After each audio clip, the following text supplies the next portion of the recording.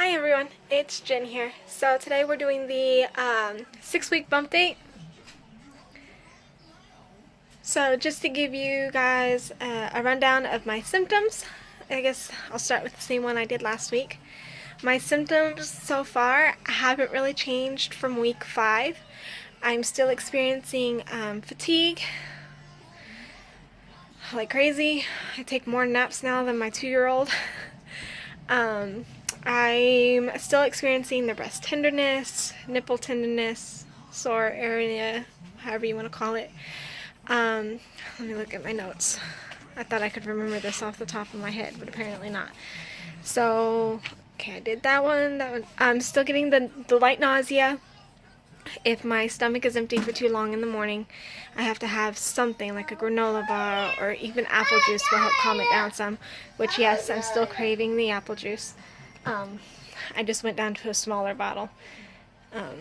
These are like smaller little snack bottles, I guess you can say. They come in like a 6-pack. What you call it? Light spotting. I did have light spotting on one day only. So again, I'm trying not to worry about it too much. I'm trying not to make it a big deal or anything like that. So we're just gonna say it was whatever it was, implantation spotting, or trying to think normal, that it was normal, even though I've never really spotted in any of my other pregnancies before. But I am older. I can say probably not as healthy. I don't exercise a whole lot, so I'm probably not the healthiest person right now. But I'm not unhealthy either. Like, I do watch what I eat, what I'm drinking and stuff. I don't, when I'm pregnant, I absolutely, positively do not drink any soda. I stay away from caffeine as much as possible. And I drink more water. And drinking water for me is abnormal because I don't like water, period. Before I got pregnant, or anytime when I'm not pregnant, I guess I could say, you'd lucky if you find me drinking one bottle one day out of the whole week. Like, I don't drink water. And I know that's bad, which probably doesn't help with the fact that I'm not the healthiest person right now. But when I am pregnant, I try really, really hard. So I have been drinking water a lot more. Stuff. I have my prenatal vitamins that I take, and it's all in my mindset. Like, I tell me it's not for me, it's for the baby. Well, that it's for me for the baby. And it helps me to remember to drink as much as I can throughout the day. So, cramping, spotting, or the light cramping, not as much as the previous week. The cramping has calmed down a lot.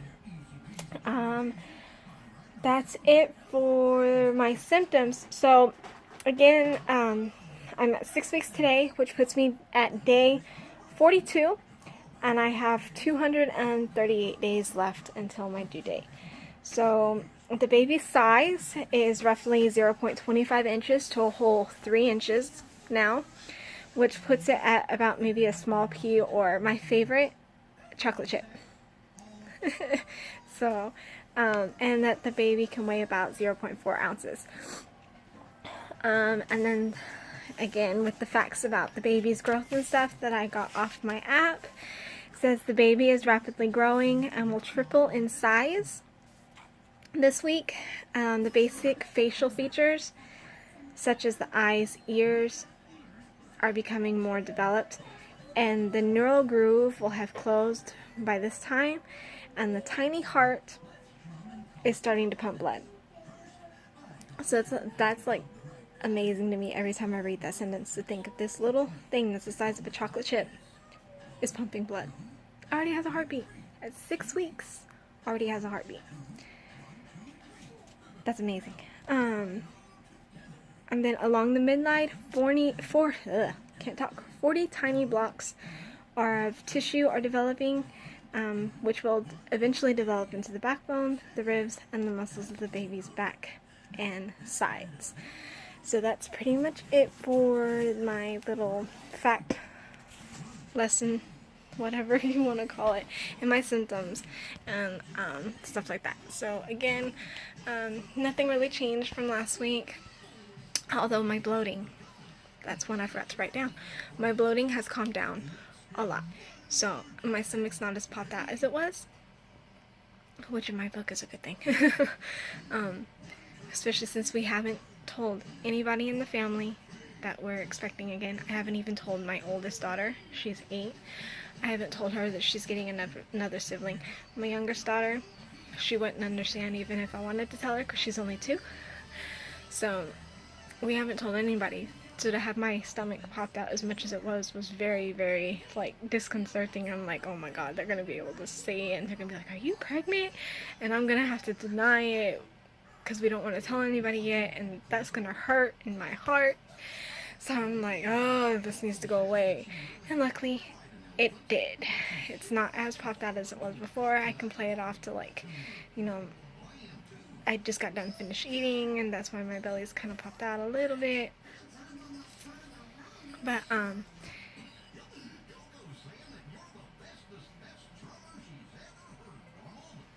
we're doing good. So now I am going to do my belly shot again, both with the shirt on and with bare belly. I can't talk. My bare belly. We are going to be facing my bed again, like in my last video. My bed is not made, so I'm really sorry if it seems messy and stuff like that. I've been laying in it all day, and I just didn't see the point in making a bed if I was just gonna lay in it, and it was gonna get messed up again anyway.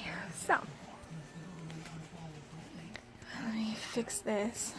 Sorry, I'm using my phone. Okay, so I have to do this one-handed. Okay, so with the shirt, so you can see it's definitely calmed down. It's not out as much as it was. Like, I can't say, oh look, there's a baby. Like, I've got nothing to cradle anymore.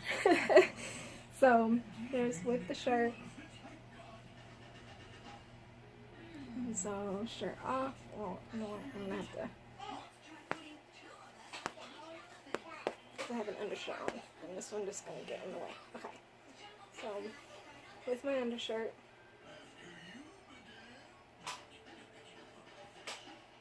Alright, and then down a little bit. So I do still have a bit of a pudge, but I've always had the pudge. That's just the leftover pudgeness from my previous pregnancies. But you can definitely see. And then when I suck in, that's sucking in. That's not so much. So you can see I still got some of the pudge, but it's always been there. I'm definitely a lot more flat than I was before. I don't like my pants. But yeah, so that's basically it. Maybe once I can get the other camera up and rolling, which I do have a better camera other than my phone camera. I just don't have any software on my computer for it to be able to put videos together and stuff. So that's why I'm opting to use my phone instead of my actual camera for right now. But once I do, hopefully the video shots of my belly button and stuff will be better than my half-assed. Sorry for language if any kids are watching it. Whatever you want to call it. I know the camera angle and stuff like that is horrible, but it's the best I can do for right now until I can get the other camera up and rolling. I even have a tripod for it, so these videos will hopefully get better. It'll just take time because I'm not used to having to do it. So I'm trying to. So yeah, so that's pretty much it. If there's anything that you think I might have missed that you guys want to hear, then feel free to leave a comment down below. Please leave a thumb up if you like the video. As we all know, the more thumbs up a video gets, the more it becomes known and people watch it. And yeah, that whole circle of thing. my kids will eventually be added into these videos as soon as the secret is out, I guess you can say.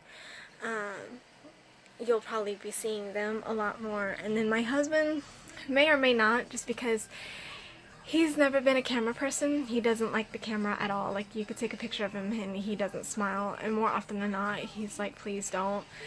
He'll take pictures for like special occasions like birthdays and stuff, but if he doesn't need to, he doesn't like to, so getting him on a recording camera is going to be a lot harder. So he may or may not, because he knows why I'm recording all this. He understands the importance of it to me, so because he understands, he might go along with it a little bit more. But I haven't even told him I've started these recordings just yet, because I know his reaction is not going to be 100%, you know, already. The last time when I wanted to start these recordings, he wanted me to wait until we were a good 6 months in, but I told him the whole point of it is to do it step by step as the experience happens, not after. And he just didn't, he's worried that if something goes wrong and I have to put it out there to the whole world, and that's mainly what he's worried about. But he'll get over it. I just gotta give him some time once I get enough courage to let him know that I've actually already started. Because again, I'm normally a shy person, so even doing these videos is kind of nerve-wracking, especially since as of right now I haven't really had, I think I've had like maybe 2 views, 9, I think 12 has been my most, or 13 has been my most views, and 3 of those views were me trying to mess with it, and that was my very first video. And since then I've had maybe like 1 or 2. I think I have one video that says 9 views, but I've had no comments, no likes.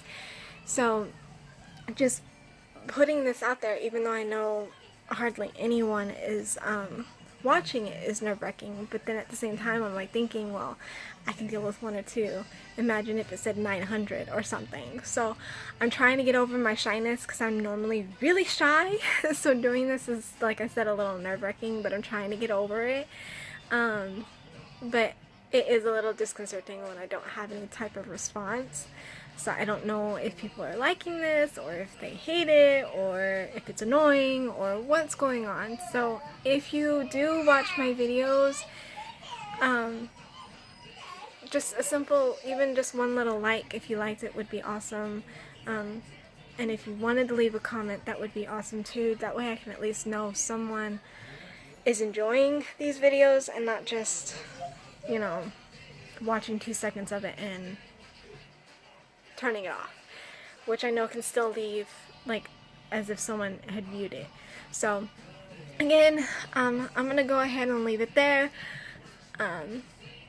I'll see y'all next Thursday for week 7, and then I probably won't be making a doctor's appointment just because until week 10, just because the last time with my 2-year-old I called, told them I was pregnant. They were like, oh well, we won't even be able to hear the baby's heartbeat or anything like that until you're about 10 weeks along, so we're gonna make your appointment for when you're supposed to be 10 weeks. So I figured instead of me, or I don't know, I might call just to make the appointment ahead of time, that way I can make sure everything is squared away with my job and stuff like that.